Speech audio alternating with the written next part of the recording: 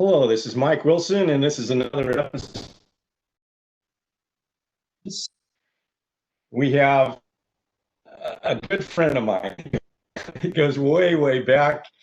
He's a former biblical studies professor at college. He's preached in the Tampa Bay area sometime, I think now with the Valley of Christ. And as I said, just a good, long-standing friend for many, many years. A good overall student, someone that a lot of folks like. Scott, who's with me today. I am very honored and proud to have him on the show. And we're going to talk about a topic near and dear to my heart, something that I've done a lot of thinking about lately. And I know Shane has the idea of pressure to conform. Shane's brain and probing for answers, and maybe have a little bit of two conversation. But first question, Shane, you made a statement in a recent article that I really enjoyed. And about this, but you got to the end and you made this statement. Social structures of the contemporary culture here in America are exerting tremendous pressure on Christians to surrender fundamental commitments of faith. What do you mean by that? Well, first of all, let me say, Mike, it sure is great to be with you and to be able to share this time with you and to talk about these important things. Well, I think that, in my childhood, I grew up with awareness of, the old Soviet Union and the Iron Curtain and the potential for persecution from government as sort of like an issue that Christians would have to face. But in our culture, we find ourselves in a situation in which a lot of power structures that are not so much even government driven, but are media driven or academia driven, are actually, quite hostile to the faith. And, we recently just had an election, and I saw somebody say something that I thought was quite profound, and that is, if you could swap out the influence of a winning political party for the influence of media and academia and so forth, he said he would take that choice in a heartbeat because that's really where the cultural influence is today. And so I think that that's one of the things that we have to recognize is that there's just a lot of things in our culture that are very antagonistic to the faith. Now, we have always known, of course, that we are in the world, but not of the world, that we are not to love the things of the world. So in one way, it's not something that's, that profound to point out. But on the other hand, I think you and I mean, we're roughly the same age. I think you're a few years older than me. I think I a few. But I think you and I even recognize that just the cultural current is very different from when we were children.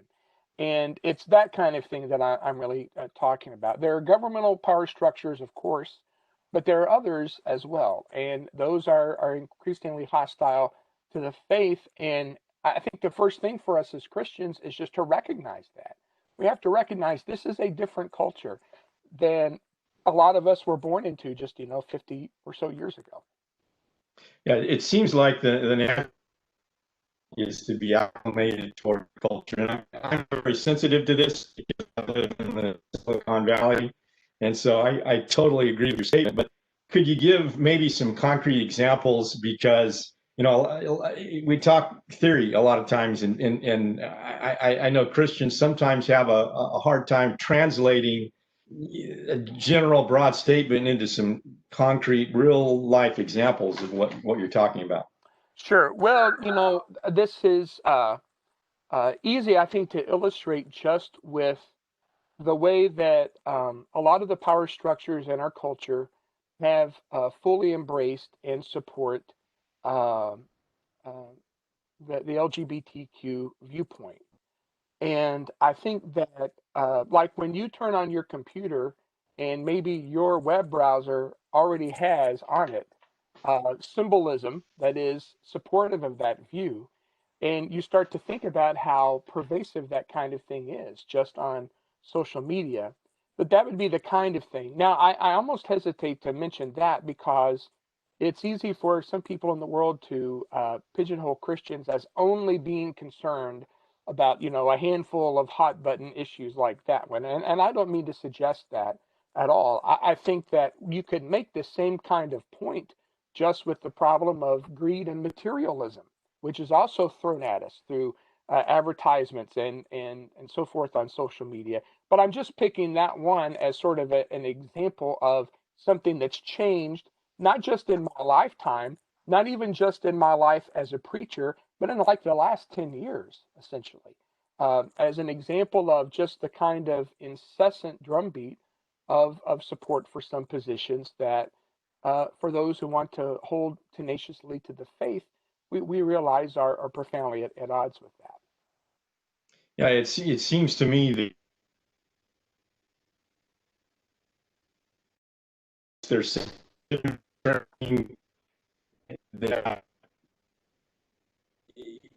hides a social agenda that is, in fact, in some cases at least, openly hostile to a biblical worldview. And so the red flags go up all over the place when I think about some of these things. I worry that the views that Christians take on some of this will be deemed hate speech and will be subject to even prosecution if we're not careful, if things continue in a certain direction. And, that's not anything new from the standpoint that there's a statement in the Roman historian Tacitus when he describes the early Christians. And one of the things he says about them is that they were deemed haters of all mankind. And it's because the early Christians, by virtue of their otherworldly perspective, their commitment to the lordship of Christ and the kingdom of heaven, often did not participate in and support things that were deemed to be just what every good Roman should do. Yeah. And so that was misunderstood to be hate. The other thing that is so, I think, pernicious about some of the power structures in our culture is um, they often identify problems that are real problems. I mean, we should not be hateful and cruel toward people who, feel same-sex attraction. That's not the Christian approach to that. And there is a problem with racism that we always have to be on guard against. But the issue is that sometimes the right problems are pinpointed, but then the solutions that are offered are solutions that are not consistent with the gospel message. I think undergirding a lot of where we're going with this, one of the key passages is Romans 12, 1 and 2. I appeal to you, therefore, brothers, by the mercies of God, to present your bodies a living sacrifice, holy and acceptable to God, which is your spiritual worship. Do not be conformed to this world, but be transformed by the renewal of your mind, that by testing you may discern what is the will of God, what is good and acceptable and perfect. Give us a miniature commentary on that. Yeah, I think that another passage that you can link right into that is in Ephesians 4 when Paul says, now this is verse 17. Now this I say and testify in the Lord that you must no longer walk as the Gentiles do in the futility of their minds.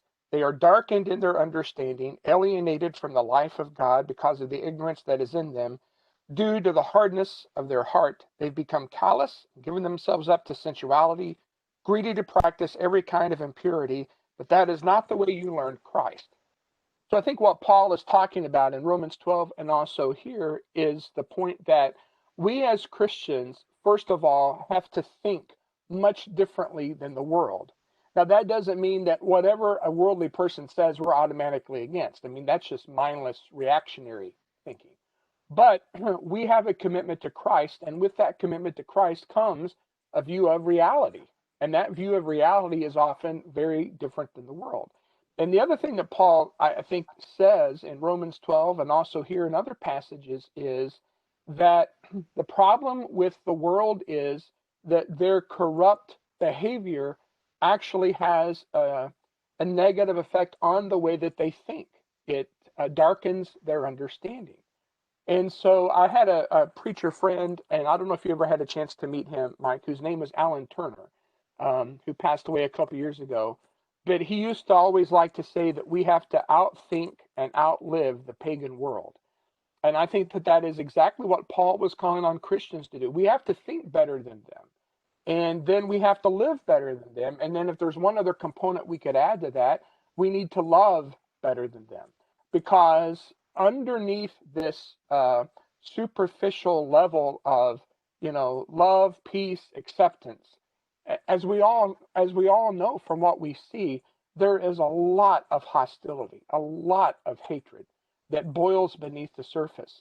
And we as Christians not only need to offer a better view of reality than the world has, and to live consistent with that better view of reality, I think that the card that we have to play that can really start to make a difference in the world is we have to love like Christ loves. We even have to love our enemies. We have to love those who revile us. And a lot of times when we talk about living in a culture in which so many structures are arrayed against us, it makes us want to like go fight and be hostile. Well, we do have to have, steel convictions, but we can't have those convictions and also at the same time, uh, you can't speak with grace seasoned with salt if your tongue is dripping with acid. So we have to respond to the world in a way that, frankly, undermines and deconstructs their stereotypes, which is, angry, scowling, spiteful Christians. And if we can show them a view of reality which is different, but at the same time, a kind of love and holiness that is also very different, I think that's how we will initially draw the interest of people who do actually want to look for something better. I know it's a delicate balance because I have a lot of Christian friends who get on Facebook and they just want to let it all out and end up putting extra gasoline on the fire. That's right. Um, but even in John 17, when Jesus prays that prayer on the night of his betrayal, he prayed that his followers would be in the world but not of the world. And that's the balance we're talking about here. Yeah, So and that's so right. delicate. It's like a tightrope act. It seems like. So how can a believer effectively live in a meaningful life in a world with a countercultural belief system? And I think your idea of doing it with love is a key. But any additional thoughts on that? This is something I have pondered a lot, Mike, because just a little backstory here. Years ago, when I was preaching in Northwest Indiana, one of our young men wanted to start a little community theater group, and he asked me if I would help, in this first year that they were going to do a show, and I said sure. And in the course of the show, we did the shows, and then some of the cast members wanted to get together afterwards and have some pizza and play some games. And I had room at my house, so I invited everybody to come. But as it turned out, nobody else from church came to my house. It was just various miscellaneous cast members that I had no idea what their religious backgrounds were. They may have had no religious beliefs at all. And I remember sitting there thinking, this feels really weird because it was the first time as a preacher that I had been in a social situation in which I was surrounded by people who weren't from church. And it really brought home to me the silliness of me as the preacher on Sundays telling the church, here's how to relate to the world. And I'm only around people from church. So I made a resolution that I would try to find some hobbies, which forced me to, have to relate to people other than just the people I go to church with. And so I chose a very odd niche hobby called barbershop singing, barbershop quartet singing. And it's funny because through the years, like on Facebook, about half of my friends are people from churches or maybe from Florida College or connections like that. But about half are from barbershop, and that is a very diverse lot of people from all religions to no religions, all points on the sexual spectrum and so forth. And it has really given me the challenge of learning to try to do exactly what you're talking about, which is, how do we balance this? So some things that I think about as I interact with them.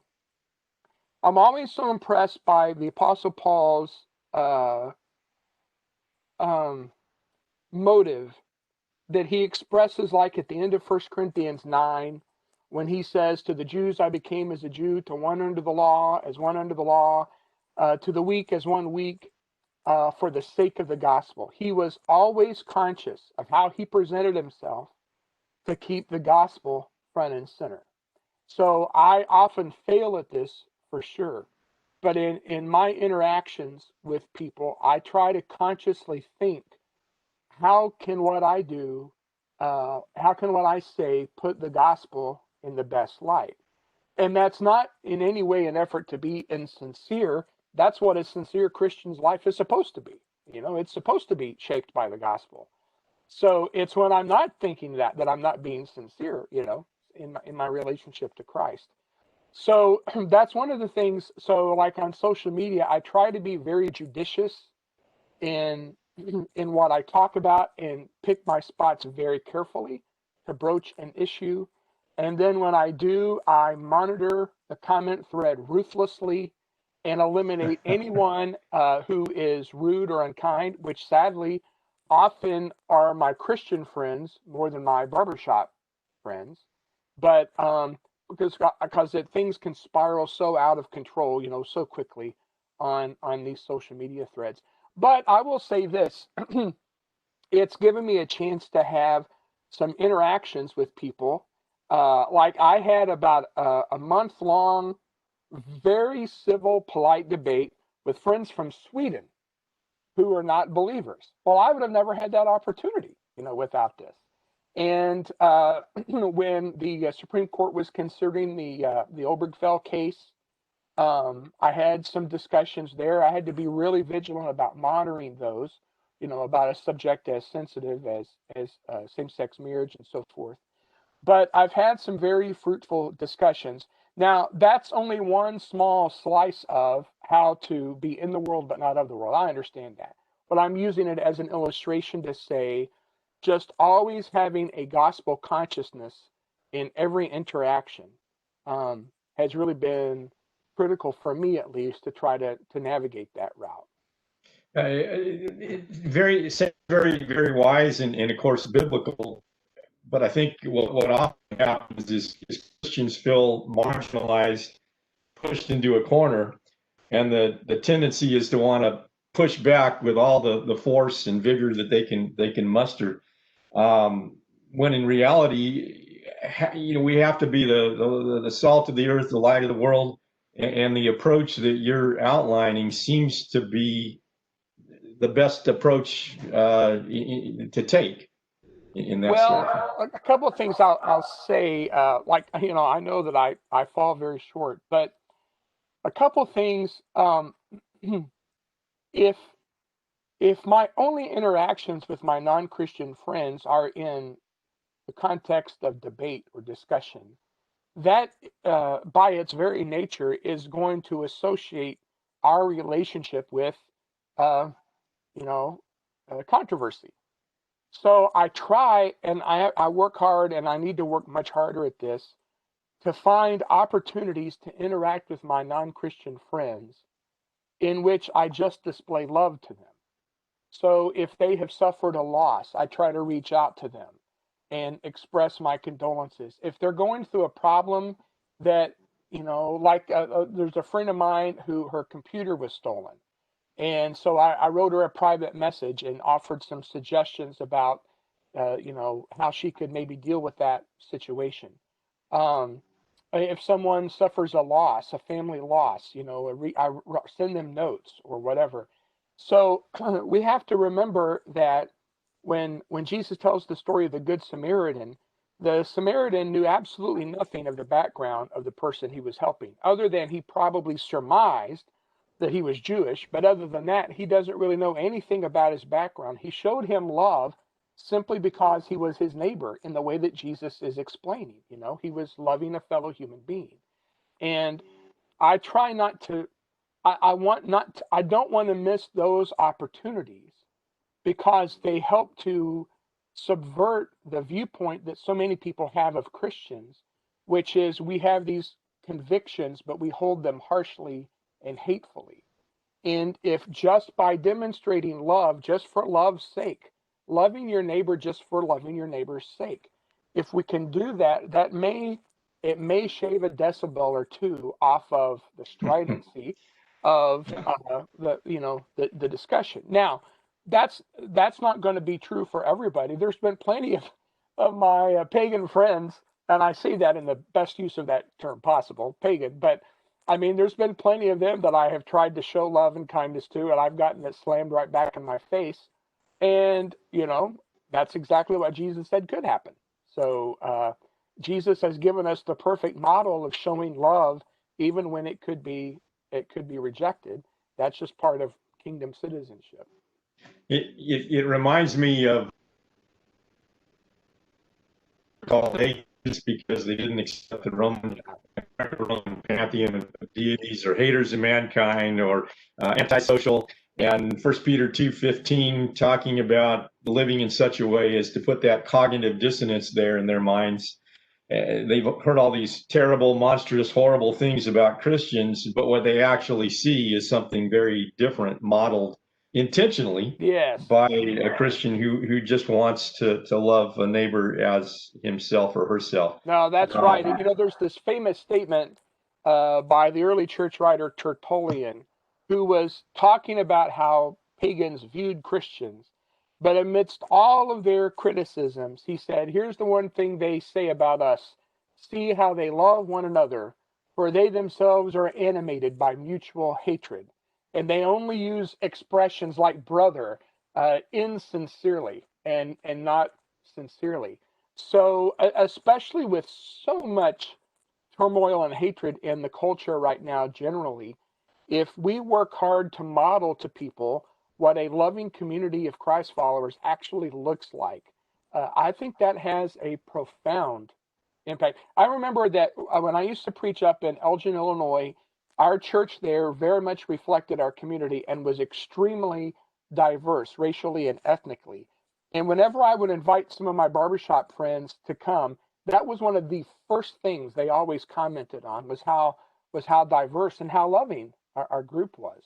And I think that that if you just trace out the history of Christianity, that has always made a difference when people can see that kind of love that transcends race, class, ethnicity, and social standing. Excellent. And this plays into this next idea. Surveys indicate non-Christians are turned off by what they see as Christians' judgmentalism and hypocrisy, although I'm not sure the charge is always justified or completely fair. But how do we differentiate counterfeit shows of hypocritical sham from genuine faith in public life when even the genuine article is under attack? I mean, you mentioned getting it, slammed back in your face sometimes. What's the best way to handle that delicate balance? Sure. Well, a couple of comments. First of all, it is absolutely true, as you say, that a lot of polling data shows that among younger people in particular, there is a concern about Christians being too judgmental. Now, I will say this.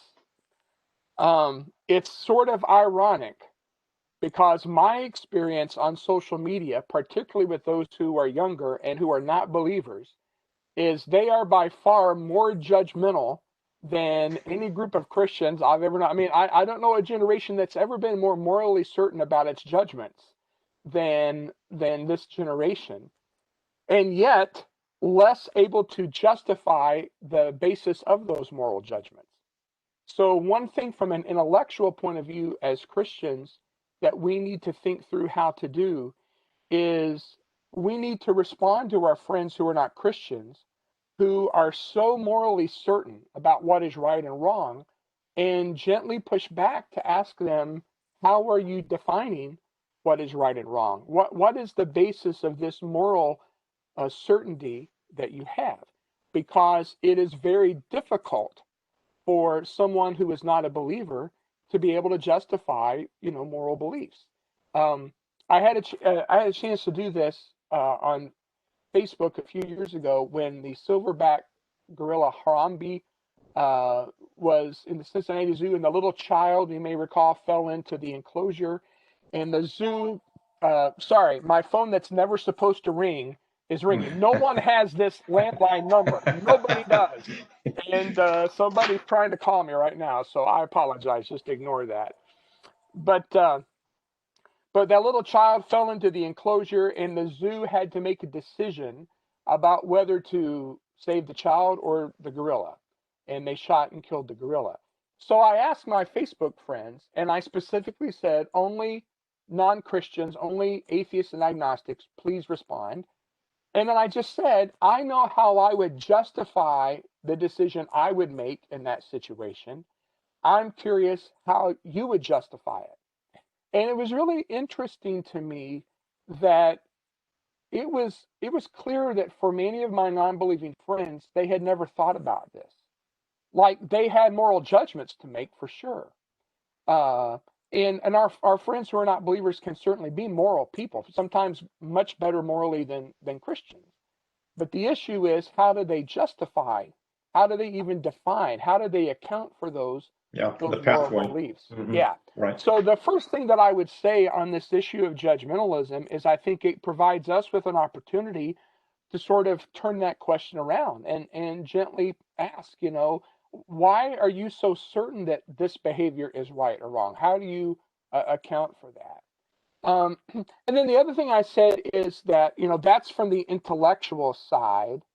So you can respond to it intellectually, but quite often, the first thing you need to do is to respond to it emotionally by actually showing love, by actually practicing what you preach as a Christian. It's kind of like when somebody has suffered loss, you could go to them and offer intellectual reasons to explain the loss, or you could just hug them and be with them and show love to them.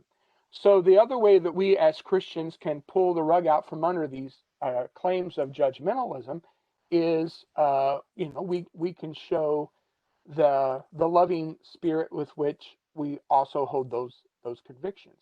Now, here is the thing: that's not gonna change people's minds all the time. And the one thing that we do have to be ready for is there may be people who actually know what you believe, they know you have good reasons to believe it, and they know you love and you're kind, and they don't like you anyway. Yeah. And we have to be willing to accept that. We have to Yeah, be this is willing. not a popularity contest for sure. That's exactly right. We have to recognize that when we accepted the invitation to follow Jesus, that invitation included the warning that the world hated me and it will hate you. And that doesn't mean that you don't have to be paranoid, and you don't have to be a jerk.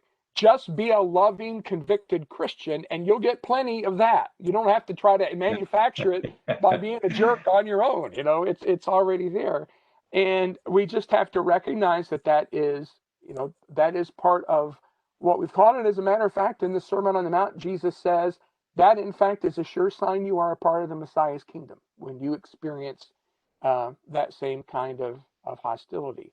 But we just realize that there is also the opportunity to change people's lives, and those things are all going to be connected together.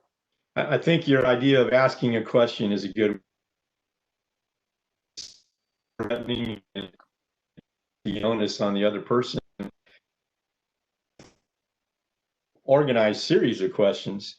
There's a good book called Tactics in which you have a series of questions that Christians can ask that they get to the bottom of the root of differences, worldview differences. Sure. I know for a long time you have used the book of Ecclesiastes as an evangelistic point to begin with, and I think that's a similar kind of thing where you can connect with people who, in our secular age, are asking a lot of the same kinds of questions that the writer of Ecclesiastes did, and I think that's another kind of approach that does the same thing.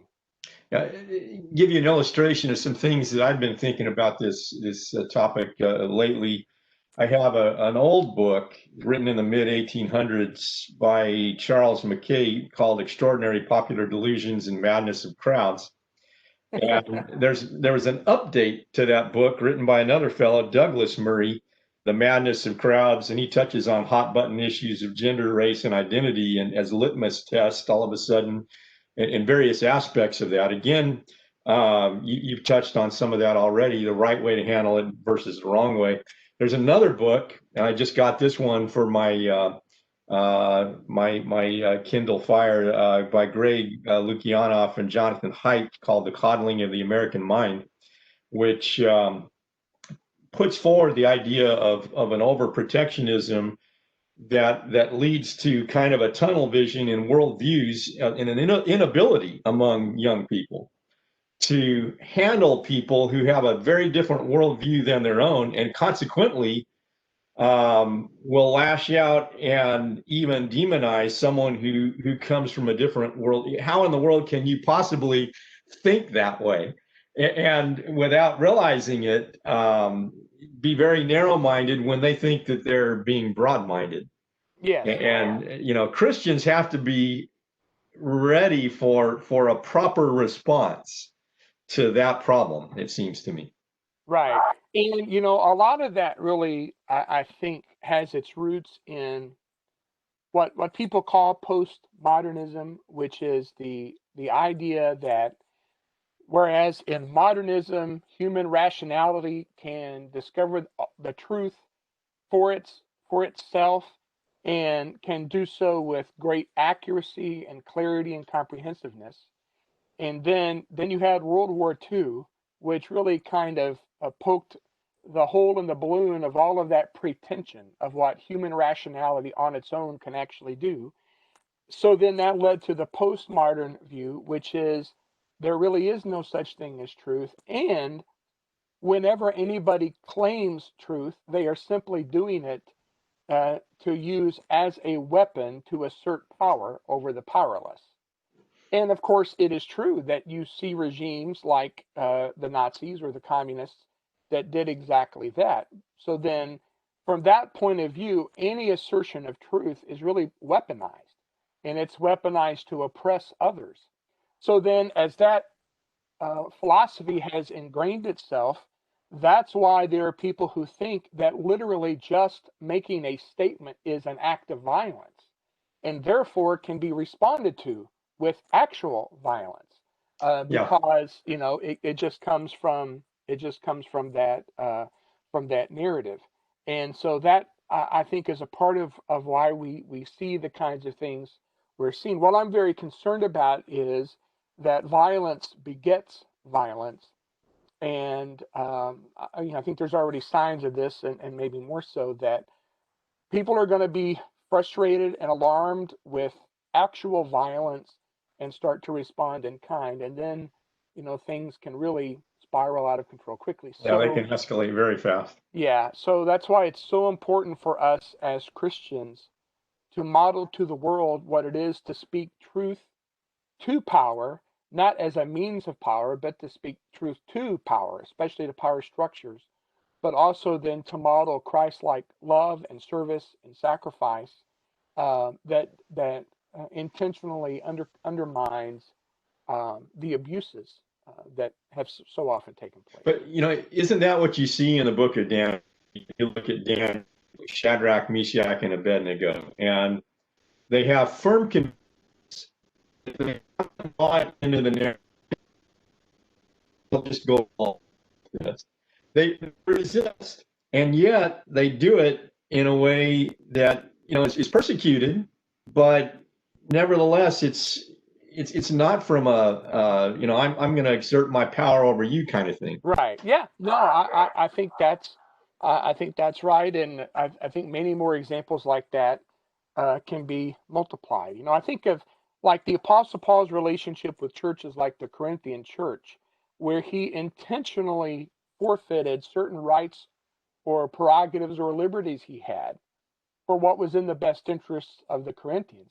And he often makes statements like, I could order you to do this as an apostle, but I'm trying to model for you what Christ likeness looks like. So that kind of certainly gives us a model, a paradigm to use as we think about these things.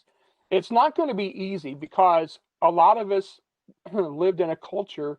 There's a writer, I forget who it is, that talks about it being a Jesus haunted culture, a culture that has had enough residual respect for Jesus that people at least gave lip service in respect. I mean, I can remember as a young man talking with some of my teachers and others who were not particularly religious, who would say things like, I don't hold your beliefs, but I really respect you for the beliefs that you have.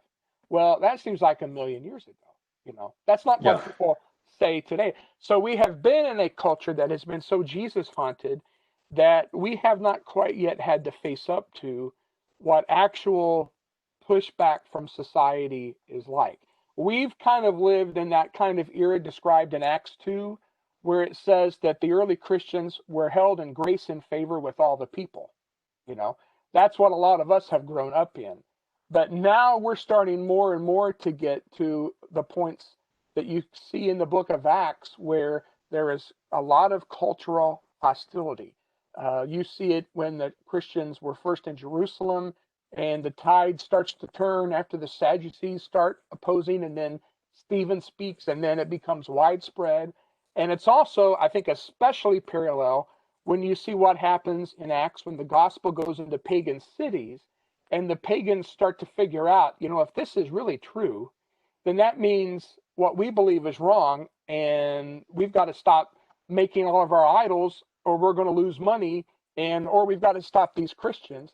And so you look at the response in places like Corinth and especially at Ephesus, and you see there examples of what it looks like when there is broader cultural opposition uh, to the message. But then you also see models of faithfulness, uh, even in the midst of those situations in the book of Acts. Shane, I want to go a little bit different direction for the next couple of minutes. We're going to wrap up here pretty soon, but one thing that concerns me about where we are as a society right now, my wife is German, and so I see, I read Eric Metaxas's book, Bonhoeffer, and I see a lot of similarities between the late 1920s, early 1930s in Germany and some of the trends I see in culture today. You have a shift of trying to shape the narrative and attacking people that don't play along with the narrative. And then I see Christians, especially younger Christians who may not have some of the historical perspectives us old guys have,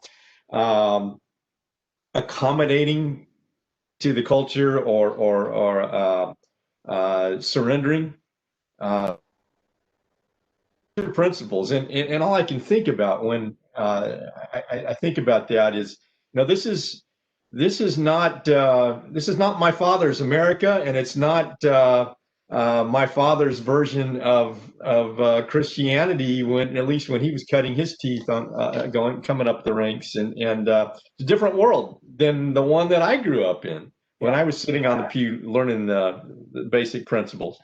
And so, how important is it for believers to appreciate or to learn something about heritage, history, and biblical principles if we were to have a proper sense of balance and resist, just accommodating ourselves? Okay, if that's the way it is, I'll go along for the ride.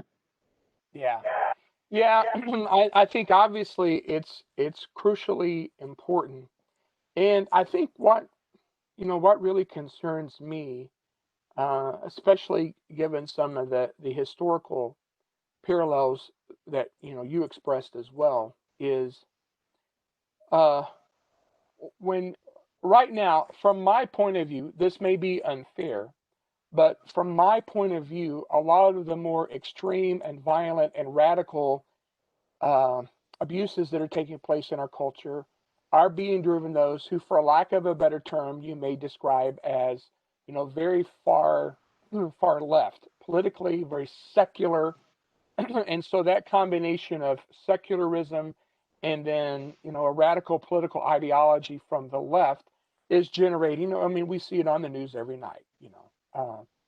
And my concern is that there is an incipient and similar movement that you might describe as being on the far right, which is every bit as secular as this on the far left, and that it I think is gaining strength, and it's really very much a concern. I heard somebody say one time, if you thought the religious right was a problem, wait till you see what the non-religious right is like. And I thought, man, that's exactly right. Because I mean, I see some of these, alt-right type groups, and they are openly hostile to the Christian faith. They believe it's weak. They believe that talking about loving your enemy and serving, so forth is just the epitome of weakness. And it's that rise in reaction to the same kind of thing on the left that it is really scary for me based on some of the historical realities you've talked about. I think about this all the time when you look at cultures that have been swept over with a fanatical ideology, um, like in Nazi Germany. This didn't just happen overnight, and it didn't happen to cultures that were like inherently evil. You know, this was a process that took place in quote unquote Christian nations. You know, and it's not paranoia or fear to just point out to people, look, if we all don't learn how to turn the dial down some in our culture and show civility and love and respect to people we disagree with, um, we have absolutely no reason to think that similar horrors can't happen here as have happened elsewhere. And that's where Christians, as salt and light, I think, can play that kind of influence, in the culture.